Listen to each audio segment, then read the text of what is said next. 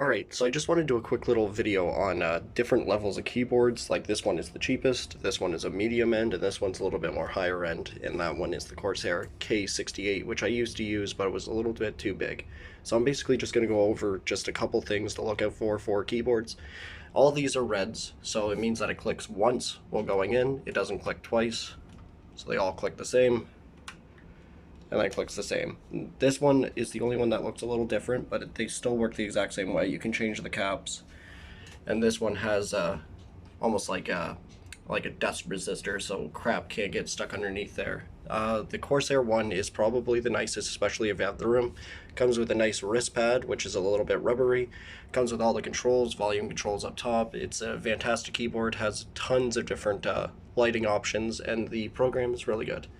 Next, you have the HyperX, which is cheaper. It usually is about $100, maybe a little bit less. $80, I think, is what I paid for mine. And the caps are great. Like, the sounds it makes, perfect. Like, I can't complain about them. And I do like the way that it lights up at the top, so it's very, very bright. This one is a little bit more dull, almost more pastel, and then this one, you know, it's just like the average. There's not too much to it. You can tell the difference on the keys for sure. This one does have the number pad lock, which is convenient for anyone that uses those. Me, not so much. That's why I went with the mini one. This is the one that I use the most.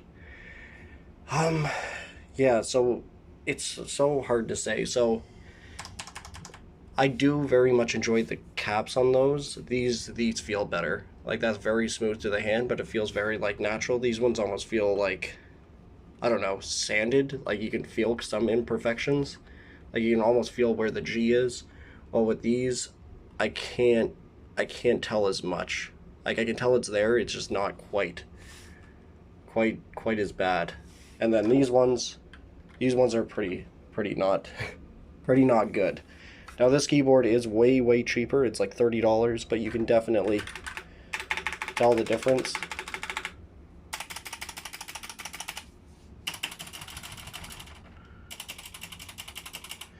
Like, usually with the spacebar alone, you can kind of tell the quality of it. The idea is that this bounces back really fast. This one's super responsive. That one's even more responsive. And this one's not so much. This one takes a lot longer to come back to my hand. And then, yeah. So if you are looking for a keyboard, like, I would definitely highly recommend this this HyperX. If you do have the money, like, you can't go wrong with a Corsair one. And if you are tight on cash and you do want a mechanical type keyboard, the Redragon, like, you can't beat it for its price to performance.